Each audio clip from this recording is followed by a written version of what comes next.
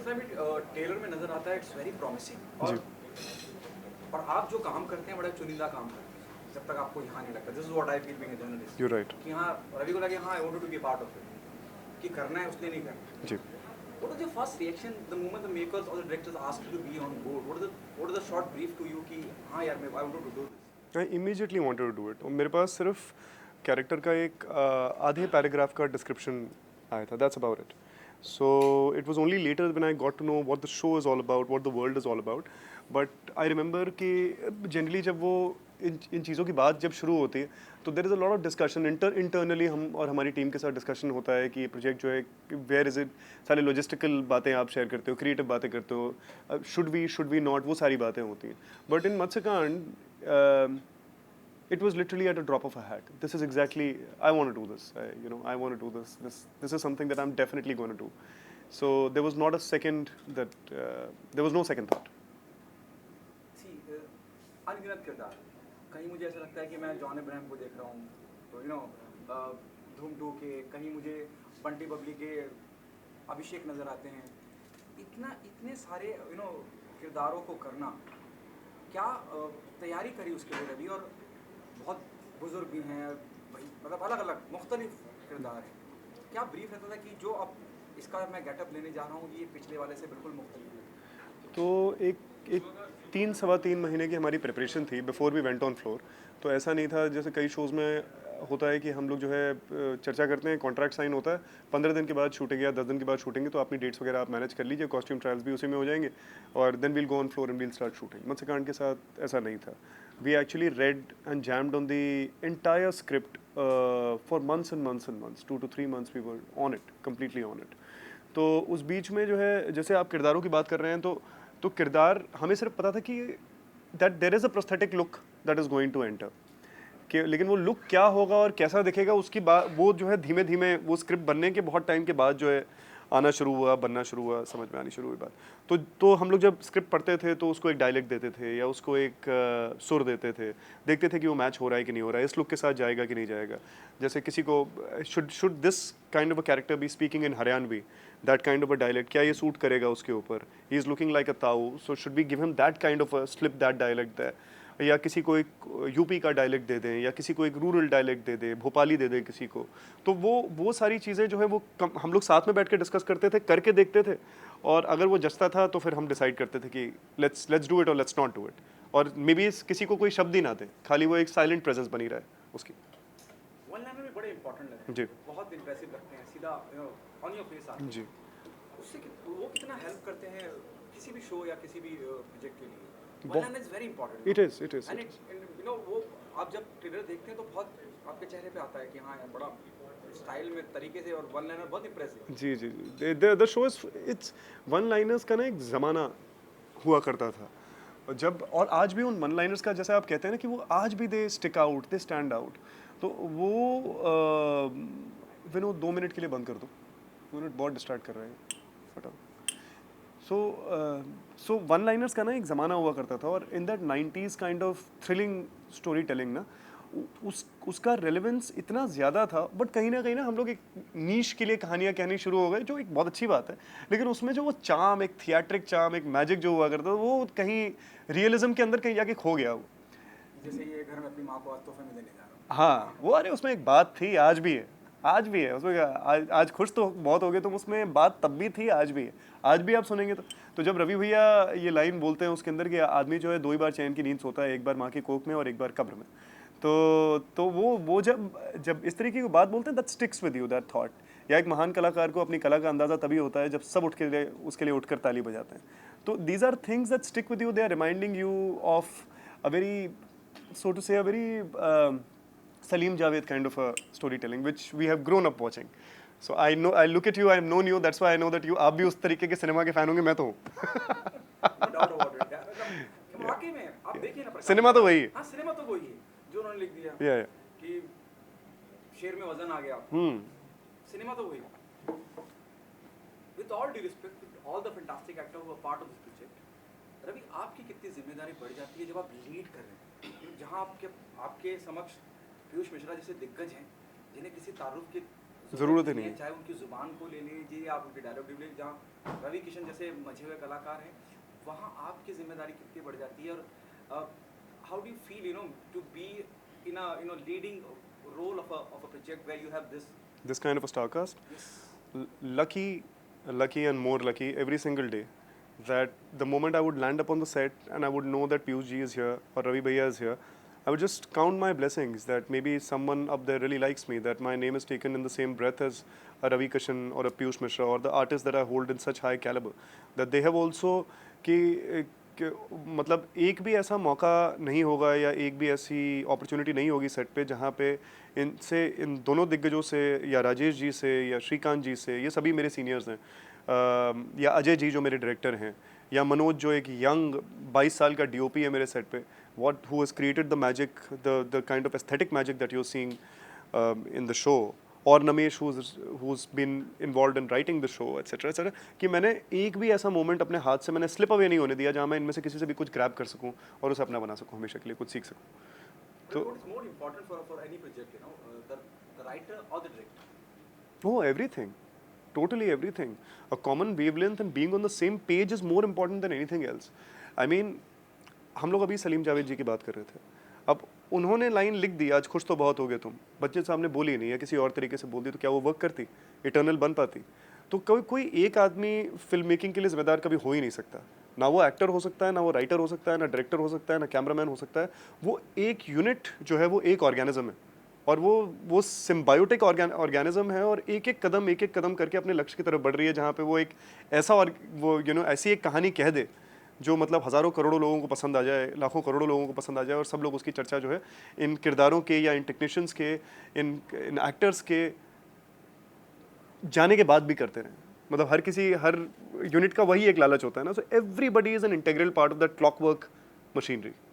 मुझे ये बहुत स्ट्रांग वाइब आ रही है. You are die hard fan of 80s and 90s. I am. Given a choice, Muqaddar ka Sikandar, शराबी और शहंशाह, कोई एक इन तीनों में से बच्चन साहब का कोई एक मुकद्दर का किरदार करने सिकंदर. मौका मिले तो कौन सा? मुकद्दर का सिकंदर. Why? बस मुकद्दर का सिकंदर मुझे I think it has a good ring to it. मुझे ये तीन शब्द मुझे अपने लाइफ का जो है फाउंडेशन स्टोन बना देने. मैं चाहता हूँ कि जब मैं इस दुनिया में ना भी रहूँ तो भी जब लोग मुझे याद करें तो मुकद्दर का सिकंदर कह के ही याद करें. बहुत से हमने शोज भी देखे हैं, फिल्में भी देखे थे. मैंने शुरुआत में ही कहा, इसी तरह की बैकग्राउंड कहानी को आधारित रख के ये बाकी उन कॉन्सेप्ट को लेके, खास करके उन स्टोरी टेलिंग को लेके कैसे अलग है. जब मैं कॉनमैन की बात करूं, मैं समझा नहीं. हमने बहुत कुछ ऐसा देखा है. जब हम कॉनमैन की बात करते हैं, बंटी बबली देखी है हमने, और भी कई फिल्में देखी हैं, कई शोज भी देखे हैं. ये बाकी जो हम ऑलरेडी देख चुकी हैं ऑडियंस, उससे क्या कैसे अलग होता है? एक चार्मिंग क्वालिटी है इसके अंदर. एक अर्नेस्ट इंसान है, बहुत अर्नेस्ट इंसान है. ये वैसा इंसान नहीं है जो सिर्फ अपने फ़ायदे के लिए आपको धोखा दे देगा और आपका बटुआ लेके भाग जाएगा और फिर नहीं केयर करेगा. कि ये शायद वैसा है कि जितनी आपकी ज़रूरत होगी पहले वो पूरी करेगा, उसके बाद वो देखेगा इसमें से वो क्या है जो आप डिज़र्व ही नहीं करते. मतलब जो भी आपके आप robin hood image, not necessarily. That is something that I think you will have to see the show. That yeah, there is it's got so many layers कि एक वाक्य के अंदर जो है, जो जिसने भी कैरेक्टर डिज़ाइन किया है, Shiv, Namesh and Ajay ji and the entire team of MX Player and Bani J Asia, they have given Matsya so many layers that एक controlled, calm, composed मत्स्या को भी जब आप देख रहे हैं तो उसका जो एजेंडा है या उसके अंदर कोर में जो रेज उसने पाल के रखी हुई है वो भी आपको दिखाई दे जाएगी. तो there is so many layers to this character. The cast I think is a big plus point. जब आप कह रहे हैं कि क्या अलग है, I think the phenomenal cast is what is different, what is the biggest home run for us, that we have been able to cast somebody like a Ravi Kishan in our show. We have been able to cast somebody like a Piyush Mishra in our show, like a Madhur Mittal on the show, like a Zoya Afroz on the show, like a Preetam on the show, Rajesh Sharma on the show, Shrikant ji on the show, so Naved ji on the show, Danish Pandor. So I think ये जो team बन गई ना, एक symbiotic team बन गई, ये इसका सबसे अलग चीज़ है और सबसे बड़ी विक्ट्री है हमारी. The best compliment and the sweet criticism you got for this show of yours. Criticism, चलो कॉम्प्लीमेंट तो ये था कि जब मैंने बताया भी है एक्चुअली अभी कि जब इस लुक का मैंने अपने पेरेंट्स को दिखाया था ये, तो the first thing that they said was that you are looking exactly like your grandfather, बाबा जैसे दिखाई दे रहे हो। So that was the biggest compliment, best compliment. और क्रिटिसिज्म जो था, इसमें एक लुक है जो यहाँ नहीं है, which is younger version of Matsya. So younger version यानी कि मुझे 16-17 साल का जो है दिखना था, और मेरे पास जो वक्त था वो, जब मुझे पता चला कि वो शेड्यूल शूट होना है, वो इसी साल के जून में शूट होना था, और वो प्रीपोन हो गया शेड्यूल। मैं कोविड से बाहर निकला था, वहाँ पंजाब में अपना प्रोडक्शन संभाल रहा था, तो मतलब वर्कआउट तो सब ऐसे ही हो गई थी बात। So I had to look extremely young, and यहाँ मैं 80-82 किलो का होके, you know, I was just in the producer mode. So वक्त कुछ खास था नहीं, तो मतलब दिन रात जो है मेहनत हमने शुरू करी, और 20 दिन के अंदर 10 किलो घटा दिए। तो जब मम्मी ने ये देखा, तो मम्मी ने वो स्वीट क्रिटिसिज्म दिया फिर।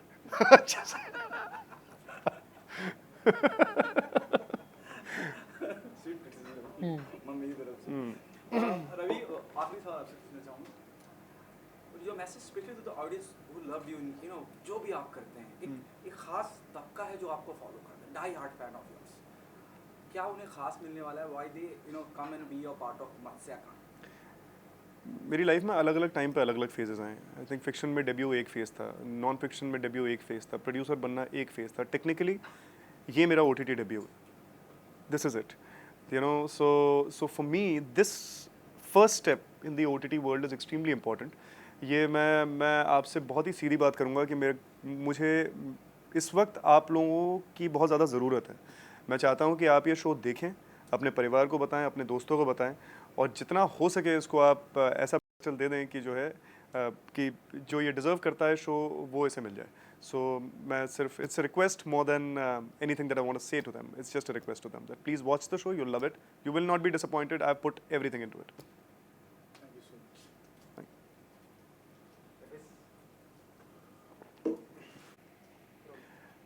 नमस्कार, मैं हूँ रवि दुबे, और मेरा शो आ रहा है, मेरी वेब सीरीज़, पहली web series, it's my OTT debut, मत्स्यकांड।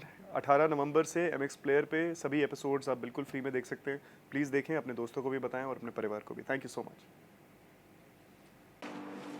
Sir, जब भी आपसे मुलाकात होती है एक अलग एनर्जी आ जाती है, मुझे तो अच्छा। आती है, मुझे बाकी का पता है। अच्छा। Full of life Piyush Mishra ji. जब मैंने इस वेब सीरीज का टाइटल सुना मत्स्यकांड, मेरे जहन में एक आम ऑडियंस की तरह सवाल आता है कि मत्स्य क्या?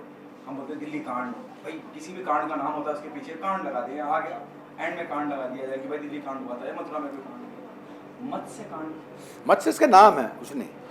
जो हीरो है रवि दुबे, उसका नाम है मत्स्य, इसके अलावा और कुछ भी सिग्निफिकेंस नहीं है इसका, उसका नाम है। तो मत्स्य कांड, और मत्स्य कांड करता है लगातार। वो रिवेंज स्टोरी है, वो कॉनमैन बन के अपने बदले लेता है लोगों से। तो इसलिए कहते हैं कि मत्स्य कांड, मतलब मत्स्य ने कांड किया है, इसका खाली ये मतलब है। इसके अलावा इसका सिग्निफिकेंस और कुछ नहीं। आप अभी मैं heard you talking female journalist said कि आप एक पंडित का किरदार निभा रहे हैं। उस किरदार के बारे में जानना चाहूँगा, क्योंकि मुझे ऐसा लग रहा है कि वो किरदार इस कहानी का मेन सूत्रधार है। ए चुप रहो यार, साइलेंस रहो प्लीज। सर, मुझे ऐसा लग रहा है कि वो बहुत अहम किरदार है। अहम किरदार इसलिए है कि जो है मतलब मत्स्य पूरे का पूरी चीज़ें उससे सीखता है। मत्स्य जो भी काम करता है उसके पीछे वो बंदा है। मत्स्य जो है आपके जो भी काम करता है, जो भी एक्शन लेता है, उसके पीछे ये एक पंडित जी नाम का बंदा है। ये पंडित जी ने बतलाया उसको कि ये करो, ये करो, वो करो, वो करो, वो करो, वो करो। तो वो जो है बतलाता है उसे अपनी ज़िंदगी के बारे में कि क्या होती है ज़िंदगी, और बतलाता है कि जो है आपके जो रिवेंज होता है, बदला होता है, वो खाली खून खच्चर से नहीं जाता। उसके पीछे और भी बहुत सारी चीज़ें होती हैं, बहुत सारे फैक्टर्स होते हैं। दिमाग होता है, बहुत बड़ी चीज़, बुद्धि दिमाग बहुत ही बड़ी चीज़ होती है दिमाग होना। तो दिमाग से इस्तेमाल करो, तो उससे अलग ही कलर आता है उसमें। तो दिमाग इस्तेमाल करने को बोलता है, और वो एग्जाम्पल देता है महाभारत के कई एक सारे। मोहिनी अवतार बतलाता है कि जब कृष्ण ने डिस्गाइज लिया था, अवतार लिया था, और पुराने ज़माने में इसे मछलियाँ कहते थे, आज के ज़माने में इसे कॉनमैन कहते हैं। तो कॉनमैन कैसे बना जाता है ये इसे बतलाता है इसे। तो कॉनमैन बनने की सारी विधा ये से बतलाता है। इस चक्कर में मेरे ख्याल से आपको लग रहा होगा कि ये इम्पोर्टेंट कैरेक्टर है। नो डाउट अबाउट इट, मतलब वो ऐसे ही महसूस हो रहा है जब कि मैं सूत्रधार हूँ और मैं बता रहा हूँ, जब मैं जहाँ इकोनॉमिक्स की बात करता हूँ, जहाँ मैं महाभारत के उदाहरण लेके किसी को बता रहा हूँ, कि मैं जिंदगी का उतना तजुर्बा लेके बैठा हूँ। मेरे ख्याल से ऐसा ही है। मेरे ख्याल से ऐसा ही है, ज़िंदगी के तजुर्बे लेके बैठा हुआ है। बहुत सारे तजुर्बे हैं इसके पास में और वो तजुर्बे अपने सारे इसके साथ बाँटता है और ये ध्यान से सुनता है। तो आपको क्या ब्रीफ था पीयूष सर, क्योंकि आप भी बहुत चुनिंदा, बहुत कम प्रोजेक्ट का हिस्सा बनते हैं, जहाँ तक मुझे समझ में आता है कि जब तक आप खुद किसी चीज़ से मुतमईन नहीं हो जाते, हाँ नहीं कहते, आपको क्या ब्रीफ था जब आपने कहा यस मुझे ये पंडित का किरदार करना है? नहीं, कुछ भी ब्रीफ नहीं था, मुझे ये बतलाया गया था कि ऐसे ऐसे कैरेक्टर है और जेल में इससे मिलता है और जेल में इसे इन्फ्लुएंस करता है। He is very influence by this pandit ji, और जेल में पहचानता है कि इसके अंदर पोटेंशियल है, इसके अंदर क्षमता है, क्षमता देख कर बात करता है। ऐसे ही किसी बंदे को नहीं चुन लेता है, इसको देखता है, उसको पहचानता है कि इसके अंदर क्षमता है, इसके अंदर पोटेंशियल है कुछ सीखने की, फिर इसे सीख देता है। तो सिखाता है ऐसे तब जबकि ये देख लेता है कि इसके अंदर पोटेंशियल है सीखने की, तब इसे ब्रीफ देता है पूरी की पूरी कि ऐसे कर, ऐसे वहाँ पर जेल में बहुत सारे इन्मेट्स हैं अलग अलग। वहाँ जेल में तो आपके हर तरीके के बंदे रहते हैं और कुछ एक बहुत ही पढ़े लिखे बंदे भी होते हैं उसमें। तो उन लोगों से मिलवाता है कि ये सीए है, ये इकोनॉमिक्स का प्रोफेसर है, ये डिस्गाइज चेंज करने में बादशाह है, ये तिजोरी तोड़ने में माहिर है, उन सब से मिलवाता है उसको और उन सब के ज़रिए इसकी ट्रेनिंग करवाता है। तो कम्प्लीटली ट्रेंड होकर वो बाहर जाता है। हमने बहुत सी फिल्में, वेब सीरीज कॉन्वेंट के रिलेटेड देखी हैं, उसके इर्द गिर्द कहानी का अगर मैं बैकड्रॉप की बात करूँ, ये क्या किस तरह से इस, अगर मैं इस सीरीज़ की बात करता हूँ, इस शो की बात करता हूँ, बाकी जो हम ऑलरेडी देख चुके हैं, जब हम कॉन्वेंट की बात करते हैं, बंटी बबली से लेकर और भी कई फिल्में, कई सीरीज़, कैसे इसको अलग रखती है? भरोसे करने लायक है, ये विश्वसनीय है, ये विश्वसनीय है। आप इसको देखकर, इसके विजुअल को देखकर आप इस पर भरोसा कर सकते हैं कि हाँ ऐसा हो सकता है। जो कॉन्वेंशिप दिखाता है वो अपनी, बंटी और बबली तो एक फैंटेसी थी और बहुत सारी पिक्चरें हैं जो हम फैंटेसी में देखते हैं, ये फैंटेसाइज नहीं किया गया, ये बतलाया गया कि हाँ ऐसा होता है, ऐसा हो सकता है। आप देखकर यकीन करेंगे कि ऐसा भी हो सकता है, विश्वसनीय है ये। तो विश्वसनीयता आपकी इसकी खासियत है। आवाज़ आपकी, जब आप कुछ भी कहते हैं, बोलते हैं, आप भले से विजुअली नज़र ना आ रहे हों, लोगों को समझ में आता है दिस इज पीयूष मिश्रा।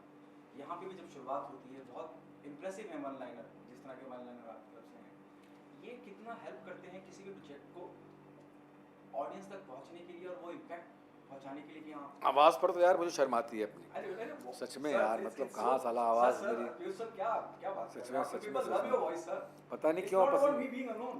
पता नहीं क्यों पसंद करते हैं यार, मुझे तो आवाज़ पर शर्म आती है अपनी। अरे इतनी बेहतरीन आवाज है, मेरी बात मैं आपके रूबरू बैठा इसलिए नहीं बोल रहा हूँ। नहीं नहीं, किसी ठीक, को अच्छी कुछ बात है, नहीं। अच्छी कानों में सही कोई- नहीं, अपनी आपको तारीफ कोई सुनना नाम भी किसको देख रहा हो, पसंद नहीं आपको आता। कोई नाम भी देख रहा हो, आपको सुनेगा तो बोलेगा हाँ ये पीयूष मिश्रा की आवाज। अपनी तारीफ सुनना किसको पसंद नहीं है, तो मुझे भी पसंद है, ऐसी बात नहीं है। लेकिन आवाज़ करती है, इकलौता जरिया जो है आदमी तक पहुंचने का, ऑडियंस तक पहुंचने का, सबसे पहली चीज़ आवाज़ ही होती है ना, जिससे ऑडियंस को मालूम पड़ता है कि हाँ आप इससे बात कर रहे हैं। सबसे पहली चीज़ आवाज़ होती है, आवाज़ होती है तो आवाज़ से जो है लोग बाग पहचान, आवाज़ से लोग बाग यकीन करते हैं कि हाँ भाई ये बंदा बोल रहा है। आवाज़ से पहली बार जानते हैं कि आपकी कौन सा कैरेक्टर है, क्या है क्या नहीं। तो इसीलिए आवाज़ की इम्पोर्टेंस है ज़िंदगी में। कहीं आपने कहा कि आप, मैं बहुत लाइटर नोट पे पूछ रहा हूँ ये बात, आपने कहा अरे यार मजाक में कहा लाइटर नोट पे कि यार मुझे शर्म आ। कहीं आप ये मानते हैं कि गैंग्स ऑफ वसीपुर से लेकर अब तक वो जो ऑरा क्रिएट हुआ आपकी आवाज़ के माध्यम से, वो अभी तक बरकरार है, और वो जो बैगेज आप लेके चल रहे हैं कि यार ये हट जाना चाहिए, कहीं उस बात को लेके जहन में कहीं कुछ है? नहीं, ऐसा कुछ नहीं है। मतलब मुझे जनरली अपने प्रोनाउंसिएशन से बड़ी दिक्कत है, मुझे जनरली अपने प्रोनाउंसिएशन से बहुत दिक्कत है। मुझे लगता है कि मेरा प्रोनाउंसिएशन अच्छा होना चाहिए था और अच्छा होना चाहिए था और भी अच्छा हो सकता है। ऐसा मुझे लगता है कि और भी अच्छा हो सकता है। मैं कोशिश ही नहीं करता, मैं लेत लाली कर रहा हूँ, मैं आलसी हूँ, कई जगह आलसी हूँ, मैं गौर नहीं करता। कई बार आपको लगता है कि आवाज़ अच्छी है तो निकल जाएगा, निकल भी जाता है, कई बार निकल भी जाता है तो आप परवाह नहीं करते उसकी, जबकि परवाह करनी चाहिए। मुझे लगता है कि मेरा तेज़ तेज़ बोलना जो है आपके, ये मेरे पक्ष में नहीं है। मेरे को और धीमे बोलना चाहिए, तब कहीं जाकर जो आपके और मज़ा आएगा। तो इसी चक्कर में मैंने बोला, उसका कोई बैगेज नहीं है मेरे अंदर। अब गैंग्स ऑफ वासेपुर हो गया यार, पता नहीं क्यों लोग बाग याद करते हैं उस फिल्म को। अब हो गया अब गैंग्स ऑफ वासेपुर हो गई यार, एक बार हो गई, ख़त्म हो गई बातचीत। साली क्या गैंग्स ऑफ वासेपुर बार बार याद करना उस चीज़ को। कैसा एक्सपीरियंस रहा आपका रवि के साथ, रवि किशन के साथ? जो एक रवि इनके साथ मेरा इंटरेक्शन नहीं था यार, रवि किशन के साथ मेरा इंटरेक्शन नहीं था। रवि के दुबे के साथ यार बहुत ही अच्छा लड़का है, बहुत ही प्यारा एक्टर है, बहुत ही प्यारा इंसान है और बड़ों की कदर करता है, इज़्ज़त करता है, आदर देता है बड़ों को, और बहुत ही डेडिकेटेड एक्टर है, बहुत ही डेडिकेटेड एक्टर है। मतलब मैं तो देखकर बड़ा इम्प्रेस हुआ कि इसने यंग एज में इतना डेडिकेशन मैंने बहुत कम लोगों में देखा है। तो इतने मेकअप के साथ में इतना मिट्टी में लोट-पोट होना, कीचड़ में लोट-पोट होना, खून से लथपथ होना, इतना हैवी मेकअप था उसको। एक बार नहीं, 2 बार नहीं, 3 बार नहीं, 4 टेक होते थे आपके मतलब पानी से नहलाने के। उसमें भी आपके वो लगातार फ्रेश बना हुआ है। तो ये जो है बहुत बढ़िया बात है। और दूसरी बात ये है कि डायरेक्टर एक्टर है। डायरेक्टर जो बोलता है वो फॉलो करता है। और तीसरी बात ये है कि काम में इंटरवेन नहीं करता। एक्टर्स के दूसरे को एक्टर्स के काम में इंटरवेन नहीं करता। तो ये सब क्वालिटीज़ जो है ये बतलाती हैं कि आपके एक्टर कैसा है कैसा नहीं। तो मैं तो बहुत इम्प्रेस हुआ उससे। आखिरी सवाल, मेरे 2 सवाल हैं। दौर बदल रहा है, पैंडेमिक ने हमें एक अलग दुनिया दिखाई और उसकी मेहरबानी ये हुई कि जो ओटीटी प्लेटफॉर्म थे उस पर बड़े बड़े दिग्गजों की फिल्म आ गई, रिलीज हो गई, ओटीटी प्लेटफॉर्म पे फिल्में आ गई। वेब सीरीज का दौर तो खैर चल ही रहा था, लेकिन एक नया क्रांति, नया तूफान आया जब हम सिनेमा की बात करते हैं। उसने बड़ा पर्दा सिमट के छोटा हो गया, उस पर आपकी क्या राय है? छोटा हो गया लेकिन छोटा होगा नहीं है। मतलब आपके ये जो सिनेमा तो सिनेमा ही है यार। बिग स्क्रीन का मज़ा ही बिग स्क्रीन है। आप कर दो कागज़ के फूल रिलीज़ कर दो उस पर, कागज़ के फूल या साहिबी और गुलाम रिलीज़ कर दो उस पर ओटीटी पर, कैसे लगेगी? वो ख़राब लगेगी। बड़ा सिनेमा ही है। 70 mm का पर्दा तो शोले कर दो रिलीज, कौन देखेगा इस पर? शोले का मज़ा ही इस बात पर है कि वो आपके 70 mm के पर्दे पर दिखाई जा रही है। तो वो सिनेमा तो सिनेमा ही है। सिनेमा का कोई कोई कंपैरिजन नहीं हो सकता। सिनेमा तो सिनेमा ही है। तो वो जो बड़े बड़े बड़े पिक्चर के कंटेंट हैं वो उस पर ही देखे जाएंगे। और देखना अभी आपके पिक्चरें आएंगी तो देखना मालूम पड़ेगा कि लोग बाग क्या टूटते हैं। लोग एक बार ये पैंडेमिक का डर खत्म हो जाए, इसके बाद लोग बाग क्या टूटते हैं उस पर, एक ज़बरदस्त टूटेंगे। आखिरी से, आज राजा मौली साहब मुंबई आए हुए हैं, उन्होंने अपनी आने वाली फिल्म आरआर का ट्रेलर लॉन्च किया और उन्होंने यही बात कही। आप इस बात पे क्या कहना है? उन्होंने कहा कि 50% ऑक्यूपेंसी होने के बावजूद भी लोग लौटेंगे। जिस तरह का बाहुबली के बाद एक क्रेज है, मतलब बाकी थिएटर की तरफ लोग जा रहे हैं। बाहुबली आप देखो, बाहुबली आप रिलीज़ कर दो ओटीटी पे, कितनी पिटेगी। तो आप कितना इत्तेफाक करते हैं राजा मौली? क्या क्या बोले वो, क्या सॉरी उन्होंने कहा कि 50% ऑक्यूपेंसी होने के बावजूद भी कंटेंट आपका स्ट्रांग होना चाहिए, लोग आएंगे। कंटेंट स्ट्रांग होना और उन्होंने चाहिए। कहा कि इट्स नॉट दैट इंपॉर्टेंट कि मी बीइंग राजा मौली, किसी की भी फिल्में थिएटर में चलनी चाहिए। हाँ, थिएटर में चलनी चाहिए और आपके कंटेंट स्ट्रांग होना चाहिए। सही बोल रहे हैं वो, बिल्कुल कंटेंट स्ट्रांग होना चाहिए। लोग बाग आएंगे देखने के लिए, 5 बार लोग बाग आएंगे देखने के लिए, कोई टेंशन नहीं है, कोई टेंशन नहीं। बिंदास बनाते चलो आप। जो है मतलब ओटीटी कितना भी इन्फ्लुएंशियल हो जाए वो सिनेमा को रिप्लेस नहीं कर सकता, ये तय बात है। सिनेमा के प्लॉट्स बांधे नहीं जा सकते इसमें। That's all. Thank you so much. Thank you sir.